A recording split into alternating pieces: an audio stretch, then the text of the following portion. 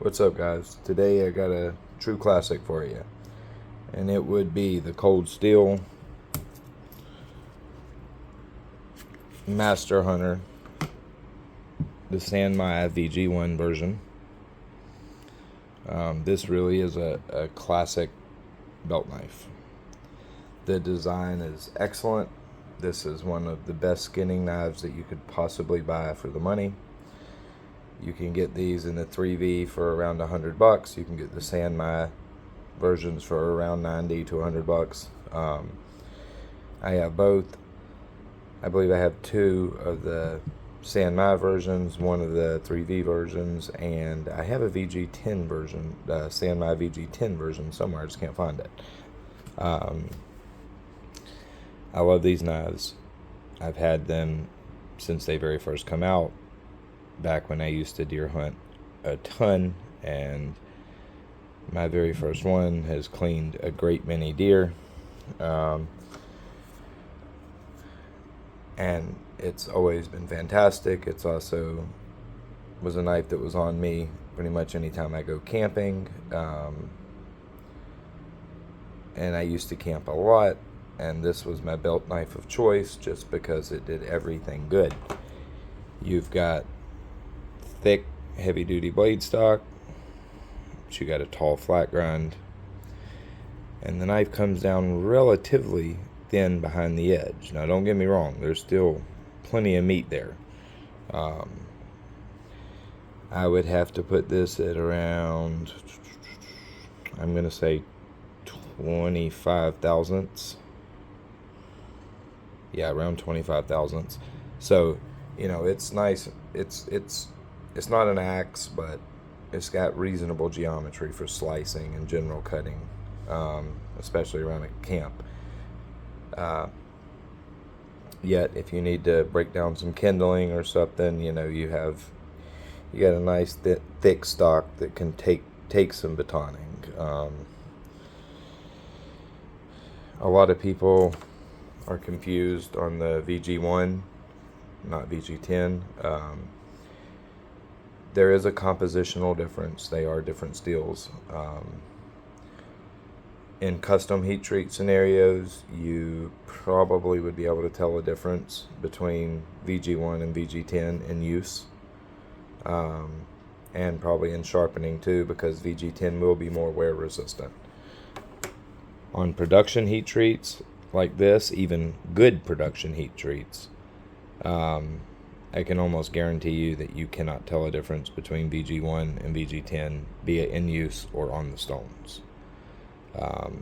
They're going to be pretty much identical in performance, which is good. VG-1 is a good performing steel. It's you're not going to have no complaints out of it. It will most certainly outcut the 3V.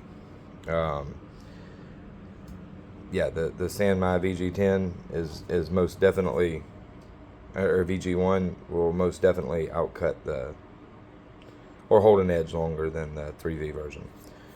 Now, of course, you're going to have a significant toughness increase with the 3V version, and you could always run the edge at a much lower angle without worry of chipping or edge deformation. But for general use, the VG-1 model is going to hold an edge a little better than the 3V version. You go and kill a couple deer, kill 2 deer in a day, this knife on an edge will have no problem caping out both of those deer and breaking them down. It's got plenty of edge retention for that. Cold Steel really does a good job on the heat treat of this stuff, and you get a lot of performance out of it. VG-1, it is a reasonably tough steel. Now, don't get me wrong. I'm not saying it's a very tough steel. I'm saying it's a reasonably tough steel. And so long as you're not being crazy, it's toughness is not going to be a factor. When you're cleaning animals, if you're in joints, popping joints, like at 20 degrees per side, at this thickness behind the edge, you've got plenty of edge stability to not have edge issues. Now, if you're batoning through bone, yeah, you're probably going to get chips, but within reason, you're not. It just makes a very, very good outdoors knife. And for the money, I personally think they're about impossible to beat. This handle is absolutely perfect. It's one of the most comfortable handles you can, and secure handles that you're ever going to wrap your hand around. This thing is made for work. That texturing on there really digs into your hand, but yet in a nice, comfortable way. The grip diameter is perfect for XL hands. You get a really good secure bite on it, and yeah, this thing was made to be used, and the handle confirms that, because it's just comfortable, and comfortable after doing a lot of work with it. A lot of knives are comfortable. You put them in your hand, you do 2 or 3 minutes of use, and yeah, they're comfortable. You take that and do 20 minutes of work with them, they may not be so comfortable. This grip, I can go out there, clean a couple deer, a couple pigs, spend a couple hours with this knife in hand, and it's as comfortable as when I first picked it up. Not too many knives you can say that about.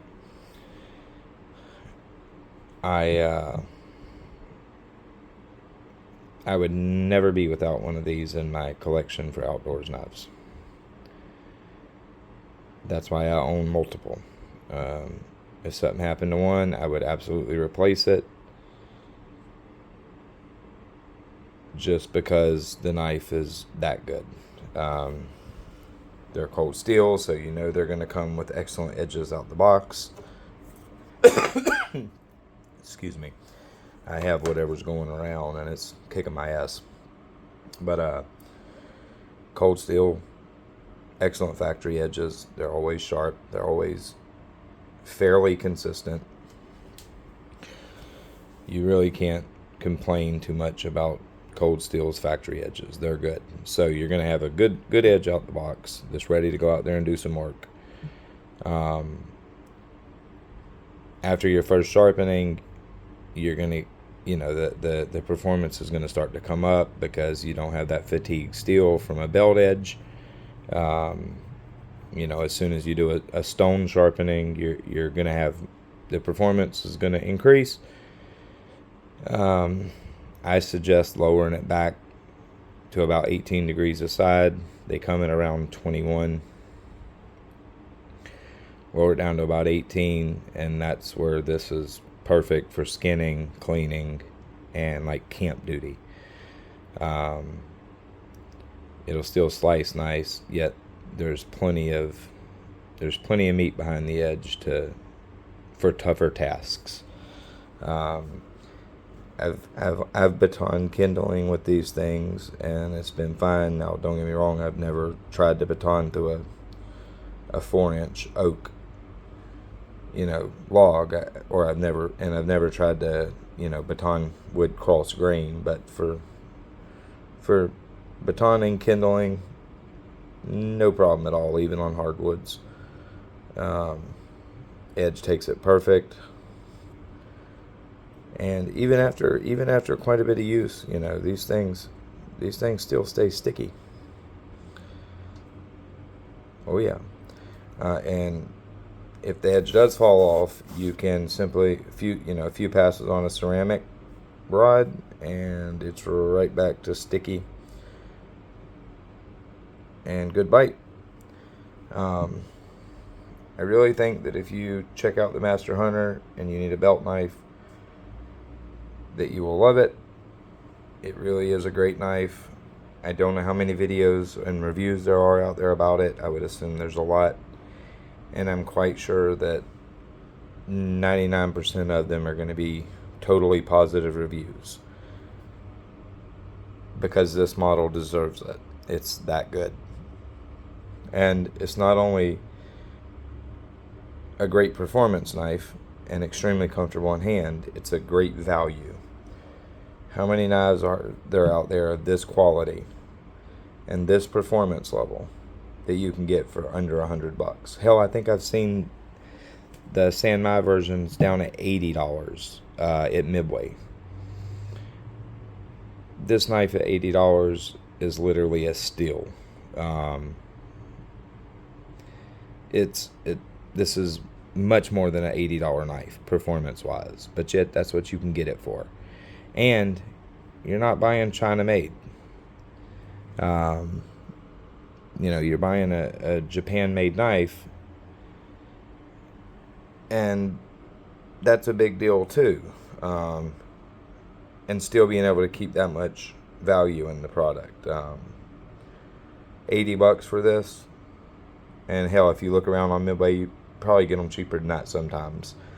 But $80, $90 for the San Mai version, it's a freaking steal.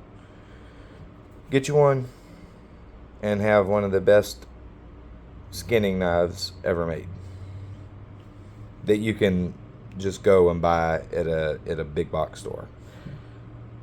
These things are awesome. All right, you guys have a good day. And oh yeah, one more thing.